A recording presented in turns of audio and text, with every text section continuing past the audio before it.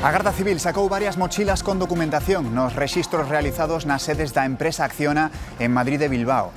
Entraron por orden do xuíz que investiga o exsecretario de Organización do PSOE, Santos Cerdán. Queren comprobar se cobrou mordidas a cambio de adxudicacións irregulares de obra pública. Os ovos subiron máis dun 20% no último ano. É o alimento que máis encareceu da cesta da compra. O seu prezo escala en plena crise da gripe aviaria, que obriga a ter todas as galiñas pechadas. As enquisas din que aumentan os mozos católicos, son máis e máis visibles, igual que os seus referentes. A última artista internacional en entregarse á fe foi Rosalía. Boas noites. A UCO rexistrou hoxe varias sedes da empresa Acciona en busca de nova documentación sobre obras públicas baixo sospeita no caso Coldo. Tamén houbo rexistros noutras 4 empresas en Euskadi e en Sevilla que presuntamente amañaron contratos a cambio de comisións. Os rexistros forman parte dunha peza secreta derivada do caso Coldo. Mandounos facer o xuíz instrutor Leopoldo Puente despois de recibir o informe patrimonial do exsecretario de Organización do PSOE, Santos Cerdán, en prisión provisional desde o 30 de xuño. Os axentes da UCO entraron simultaneamente nas sedes de Acciona en Madrid e en Bilbao, en busca de documentación relacionada con adxudicacións de obra pública á empresa, en que puidera intervir Santos Cerdán a cambio de comisións. Ademais de Acciona, a UCO recabou información noutras 4 empresas. 2 en Sevilla, que traballaron na ampliación da Ponte do Centenario, unha obra que a Garda Civil vincula cunha mordida de 450.000 euros. Outras 2 en Euskadi, 2 cooperativas que teñen lazos económicos con Servinavar, a Sociedade Navarra que a UCO sinala como orixe da presunta trama corrupta na etapa en que José Luis Ábalos era ministro de Transportes. Unha desas empresas, Norán, constituída por Coldo García, recibiu entre 2016 e 2024 máis de 650.000 euros de Servinavar. A outra, Ercolán, está vinculada á irmá de Santos Cerdán e cobrou de Servinavar preto de 260.000 euros entre 2019 e 2023. Continuamos falando do caso Coldo, da peza separada que investiga as contas do PSOE na Audiencia Nacional.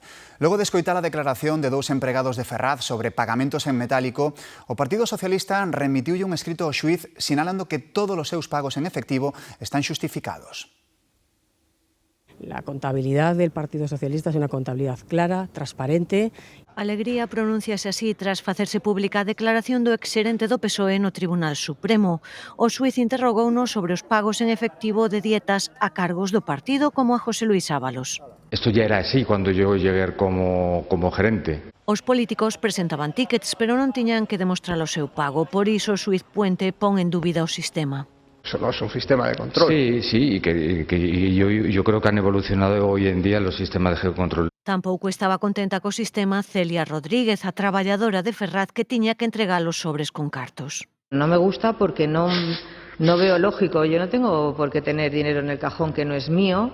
Era ela a que liquidaba as dietas de Ábalos e despois entregaba o diñeiro ao exsecretario de Organización, ou a Coldo García, ou quien ellos mandaran.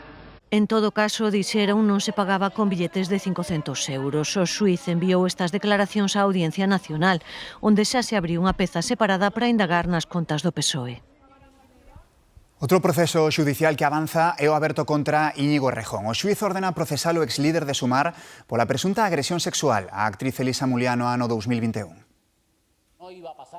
Errejón anunciaba o 24 de outubro de 2024 que deixaba a política. Facío dixo tras chegar ao límite da contradición entre o personaxe e a persoa e día despois de que unha muller de forma anónima lle atribuíra comportamentos machistas. Logo chegou a denuncia da actriz Elisa Mouliá. Relata que o esvoceiro de Sumar a acusou sexualmente 3 veces na mesma noite de setembro de 2021. Primeiro nun ascensor, despois pechouna no cuarto do piso duns amigos e por último no domicilio do propio Errejón. Mouliá afirmou que se sentiu vítima dun delito sexual e que así llo manifestou a él dicíndolle «parece mentira que me estea pasando isto contigo». Errejón, ante o xuíz, Vengo hoy aquí a defender mi inocencia. Defendeu a súa inocencia e na declaración asegurou que todo fora consentido. Mouliá no xulgado ratificou o contido da denuncia. Ha sido moi duro revivirlo todo de nuevo. Agora o xuiz procesa a Errejón. No auto reflicte que o exvoceiro de Sumar deu a Mouliá un bico non consentido e realizou tocamentos sexuais. Sinala tamén que desistiu ante a oposición da vítima. Errejón pode recorrer este auto. Fiscalía e acusacións teñen 10 días de prazo para realizar o escrito de acusación solicitando a apertura de xuízo oral ou o sobresemento do caso. O ministro de Xustiza anuncia a regularización de 1000 prazas de xuíces e fiscais e a creación de 1500 prazas novas nos vindeiros 3 anos. 60 desas novas prazas serían para Galicia. Al cabo de los 3 años, de esas 1500 plazas, irían 60 a Galicia. Esto supone un incremento del número de jueces y de magistrados en Galicia, que es lo que están pidiendo reiteradamente desde hace tiempo tanto el TSJ como otros operadores jurídicos. Volodymyr Zelensky viaxará a España o próximo martes. É a segunda visita oficial do presidente de Ucraína ao noso país. Zelensky reunirase con Pedro Sánchez e visitará o Congreso dos Deputados, onde será recibido pola presidenta da Cámara Baixa e tamén polo presidente do Senado. Os dereitos das mulleres foron o tema central da celebración hoxe no Parlamento de Galicia. A Cámara conmemorou os 30 anos da Conferencia de Pequín que marcou a axenda das políticas de igualdade que se foron implantando en anos posteriores. A conselleira de Política Social, Fabiola García, destacou o avanzado nestes anos e puxo como exemplo o propio Parlamento. Hai 30 anos só había 9 deputadas na Cámara Galega. Non nos conformamos, nunca. E por iso seguimos impulsando medidas pioneiras como a futura Lei de Violencia Digital, a primeira a nivel nacional. Unha norma que nos achega aínda máis á realidade dunha sociedade cada vez máis tecnolóxica, en a que queremos facer fronte aos novos tipos de violencia e desigualdades que aparecen neste novo ecosistema digital. Rueda reunirá o seu goberno esta fin de semana en Meis para poñer en común as prioridades de cada departamento e afondar na coordinación entre as consellerías. Segundo informou a Xunta, o Pazo da Armenteira acollerá este segundo retiro do Executivo de Rueda que recuperou ano pasado este tipo de encontros que organizaba Fraga para preparar o curso político.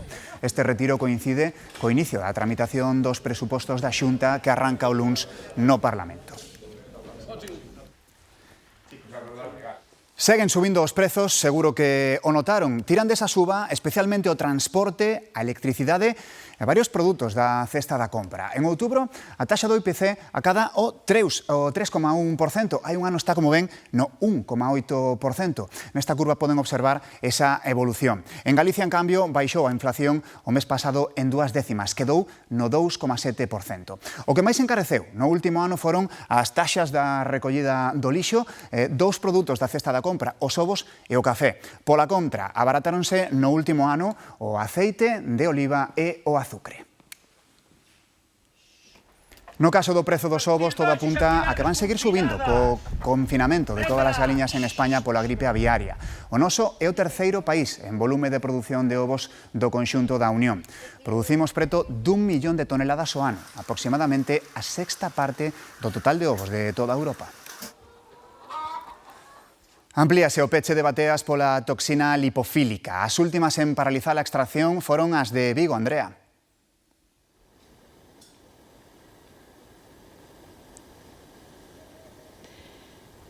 Si, a entrada de fitoplancton nas rías galegas provocou o peche da meirande parte das bateas de mexilón faino ás portas do Nadal a poucas semanas, o que vai mermar o traballo de mariscadores e bateeiros e pode afectar tamén negativamente no prezo deste bivalvo máis do habitual. De cara ás festas aquí na ría de Vigo, dende hoxe todas as bateas están pechadas, unha situación que levan vivindo xa nas rías de Pontevedra e tamén de Muros e Noia dende fai semanas. Tamén na ría de Arousa, a de maior produción deste bivalvo pola cantidade de bateas, só mantén agora mesmo activos 6 polígonos de extracción. Grazas, Andrea. Seguimos falando do sector productivo que vive do mar. Imos a Burela, onde está a única cooperativa galega de estivadoras. Un traballo moi necesario, pero en crise por falta de remuda xeracional. Seleccionan de madrugada o peixe que descargan no porto os palangreiros e os volanteiros. Sepáranos a man por especie, por calibre, por calidade ou por frescura, dándolles aos lotes un valor engadido que resulta fundamental para que a súa venda teña éxito. Son as estibadoras Burelás, as únicas agrupadas nunha cooperativa en toda a costa galega. Cando se vai a hora da venta, na caixa mezclado, desvalora totalmente. Un peixe que vaya mal, aínda que toda a caixa vaya fresquiña, por un peixe solo, xa desvalora a caixa completa. Malia a importancia do seu traballo, o oficio de estibadora encóntrase en crise. A súa principal reivindicación é poder acollerse ao réxime especial dos traballadores do mar, o que lles permitiría xubilarse anos antes. Eu teño unha edad na que os osos xa están un pouquiño máis sensibles. Entonces, coller caixa, baixa caixa, baixate pa aquí, pa ali, levo o peor. O tema do traballo, pois claro, no inverno pois fai frío, hai humedad, a veces mollaste. Nalgún caso, mesmo chegan a compaxinar o traballo de estibadora co de redeira, outro oficio que actualmente tamén carece dunha remuda xeracional. Estamos moi pendentes do tempo unha xornada máis. A chuvia seguiu sendo este venres a protagonista e a situación vaise poñer a partir desta hora aínda un pouco peor, Iván. Sí, porque desde as 9 está activo un aviso amarelo por chuvia nas provincias de Pontevedra, sur de Ourense, suroeste da Coruña, unha situación desapacible, unha situación desagradable que continuará ata mañá ao mediodía. Que a borrasca Claudia séguese deixando notar, volveu deixar unha nova xornada de chuvias por toda Galicia. Santa Comba repetiu como lugar no que máis choveu, chegaron a acumularse 48 litros por metro cadrado en 12 horas, un rexistro seguido de preto polos 43 litros do Rosal ou os 37 de Mondariz. Ademais da auga, tamén se agardan fortes ventos, especialmente nas rías baixas e no litoral da Coruña. Nestes puntos, os refachos de vento poderían chegar a alcanzar os 70 ou 80 km por hora. Grazas, Iván, moita precaución. Mais asuntos, os detidos pola lea provocada cunha motoserra en Ferrol quedaron en liberdade e cunha orde de afastamento. A pelexa puido acabar en traxedia.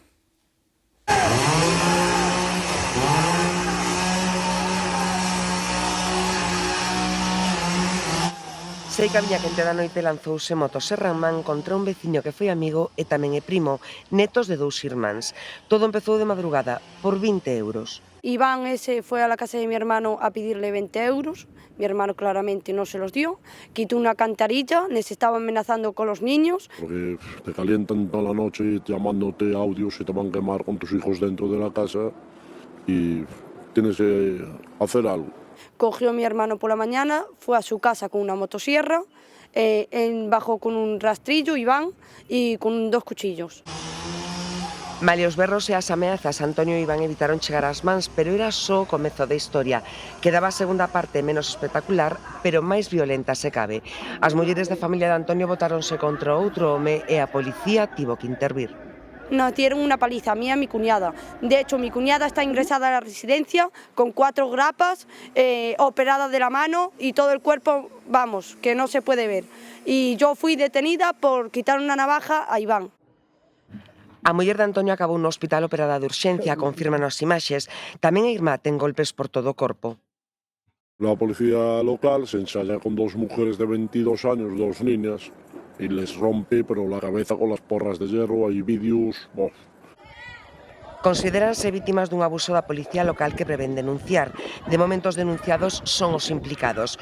Joana por ameazas cunha navalla, Antonio cunha motoserra e tamén Iván, un vello coñecido da policía que acaba de sair do cárcere despois de máis dunha década á sombra. Cada vez é máis habitual que os narcotraficantes teñan e usen armas de fogo, ás veces mesmo armas de guerra. As forzas de seguridade alertan do carácter violento dese tipo de grupos.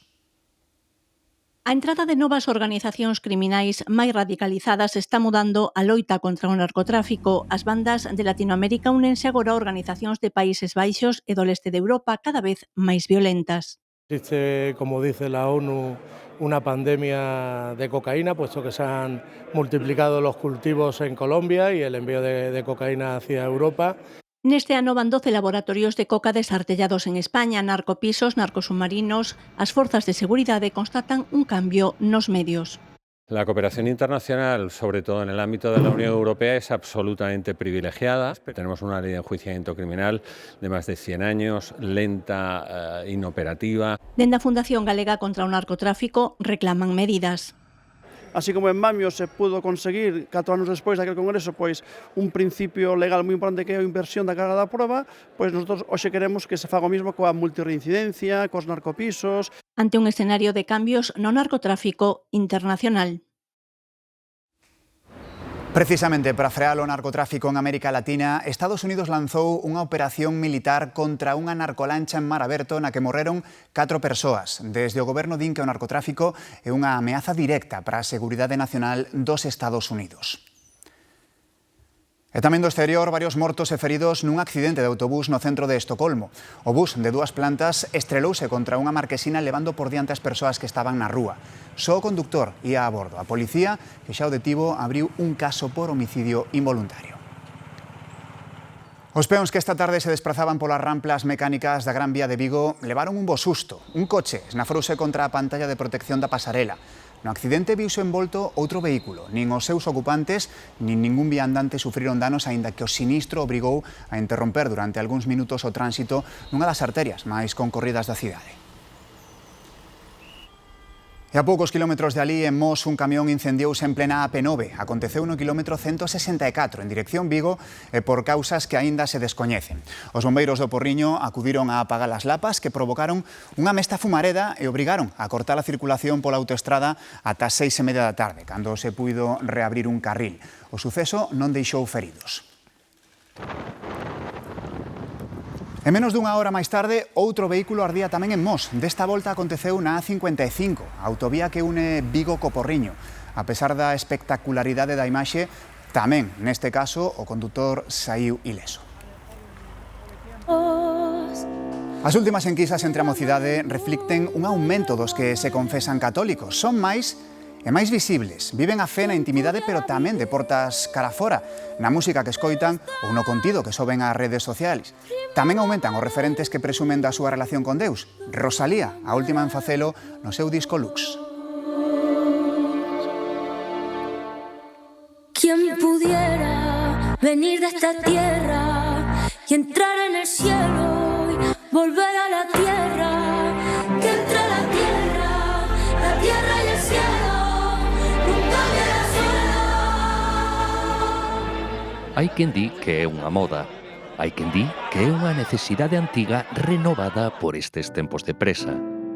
En todo caso, existe un debate crecente sobre a aparente volta ao sagrado da xuventude. Que hai como unha búsqueda de sentido que antes non había tanto entre os nosos mozos.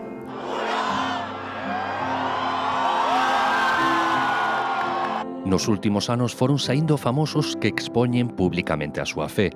Tamén foron aparecendo grupos como a Alfa Universitarios.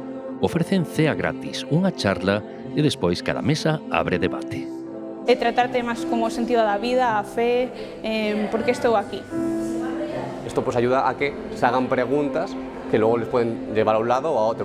A primeira cea deste curso apuntáronse 100 de estudantes. E 80 mozas e mozos participaron doutra actividade nacida nos últimos anos, un retiro de EFETA. Este retiro produce un cambio. Nunca contan de que maneira exactamente se produce ese cambio. Foi a través deste retiro cando sentín de verdade o amor de Deus. En 2013 naceu o movemento Hakuna, que se foi convertendo nun fenómeno de grande influencia a través da música. Vémolos aquí en Santiago hai 3 anos. Son exemplos do que podería estar sendo a volta á espiritualidade. Non o sei, eso depende se estabiliza no tempo ou non. Andar pensando nestes tempos, no tempo. O Papa León XIV podería facer un pouquiño do Camiño de Santiago. Así o trasladou o alcalde de Palas de Rei durante unha visita ao Vaticano xunto a outros alcaldes da mancomunidade do Camiño francés. León XIV recibiu o bastón do peregrino e tamén unha vieira. O Papa amosouse sorprendido polos atributos do peregrino e manifestoulles aos rexedores o seu desexo de facer un anaco do Camiño de Santiago con motivo do próximo Ano Santo 2027. Hoxe é o día do vendedor ambulante e, ademais, hai feira en Xinzo de Limia. Imos, no seu día, facer unha homenaxe a estes traballadores errantes que seguen vendendo de vila en vila porque aman o seu traballo e os seus clientes. Hoy todo a 3, niñas. Pasar, mirar, revolver, con derecho a tocar que yo me dejo. Vienes a trabajar a ganar tu dinero, el panel de día a día, pero también vienes a lo que es a disfrutar de la clientela. ¿Sabes? Te distraes mucho, hablas con la gente. Te compro siempre porque me cambias y eres un encanto. Ya lo sé, cariño, muchas gracias. Enrique, entre mercados dende cativo, ten gañada a súa clientela. Merece unha homenaxe porque veñen moi cedo, teñen que montar, a veces chove e hai pouca venta. En inverno es muy duro, 2 horas máis ou menos a montar. 2 horas todos os días para montar? Todas horas. Fina, máis de 30 anos montando e desmontando, hoxe pon só unha mesiña ao pé da súa furgoneta por se arrolla, liscar a xiña. Prefire quedar co positivo. O horario que temos é bon, porque debes un pouco as tardes libres, entonces ou un día non podes vir, non pasa nada. Camiseta de niña, camiseta térmica. Dende os 14 anos levaba voceando Lolo nas feiras, cambiou o conto. Estamos máis modernos, agora pomos ali un aparato e el solo vai falando, xa non temos que falar nós. O Iago da Cañiza foi outro que se modernizou. Comezou de adolescente axudando unha veciña feiranta para poder pagar as botas de moda que levaban tamén seus amigos. Aquí segue. Eu vivo a feira, eu creo, aparte creo que se me nota. Eu non lle vexo nada peor. Porque te molles, tamén te molles cando vas camiñando pola calle. Espera, non marche, que lle regalo unha rifa que vamos a sortear unha cesta ahora por Navidades entre as clientas. Como para mercar en AliExpress, tendo vendedores ambulantes como temos no país. 2x5, venga a aprovechar. Conectamos co lugar, veremos hoxe con que sorpresas. O que sabemos seguro, creo, é que están Sonia e Selena. Hola Aitana, hola Galloso. Boas noites, compañeiros do Telexornal. Boas noites, Galicia. Aquí estamos, José Ramón Galloso e Aitana del Mar, a piques de empezar co luar de hoxe. Hoxe temos moitas sorpresas. Visítanos Sonia e Selena. Naiza, o noso chapuzas Lalo Penelas, Malvela e, por suposto, os recanteiros habituais. Todo iso e moito máis nun momento en luar, o auténtico. Non acepten imitacións. Ata agora! Moito talento, como o da pianista e abogada compostelá Isabel do Barro, que traspasa fronteiras. Vende valerlle o Grammy Latino mellor álbum de música clásica. ¡Oh, Dios! ¡No! Muchísimas gracias a la Academia por este inmenso honor. Gracias también a todas las compositoras maravillosas que han formado parte de este disco. Do Barro facía historia no Auditorio das Vegas ao lograr o ansiado gramófono. É a primeira artista galega que consegue gañar un premio da Academia Latina da Grabación, un dos máis prestixiosos do mundo, e onde, como ven, a música clásica tamén ten o seu lugar, ademais do pop e dos ritmos urbanos. A Galería Dupla acaba de inaugurar unha mostra ca obra de 4 artistas diferentes que reivindican a diferencia como potencia. Pódese ver en Santiago ata o 7 de xaneiro. 4 artistas, unha mostra. Inspirada nun álbume de Cyndi Lauper, o seu título tomado prestado, titúlase She's So Unusual. Ser inusual, a excentricidade como liberdade, crear con voz propia. Unha das voces propias é a dos rotuladores cotiáns de Ana Jarén. E outra, a evocadora voz de Lara Pintos. Di a comisaria Laura da Riva que estas artistas non buscan representar o feminino, senón exercelo. Amosar esa liberdade absoluta a hora de crear e de algún xeito de proxectar quenes son elas mesmas, non? A voz de Lula Goce non sobre mural, senón sobre táboa. E a voz de Cristina Fernández Núñez suspendida no tempo. Din tamén aquí que para estas artistas a creación é unha fuga cara o que aínda non ten nome.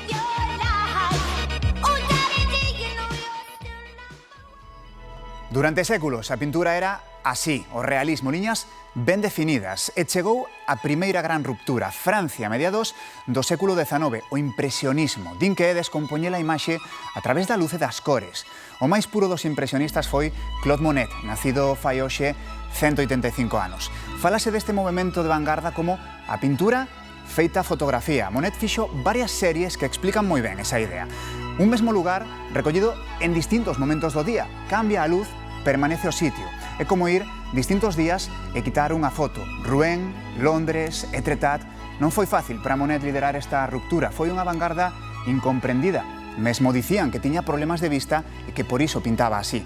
Os que non tiñan moita vista eran os seus críticos. O seu legado chega ata hoxe como un dos pintores máis grandes da historia. Boa fin de semana.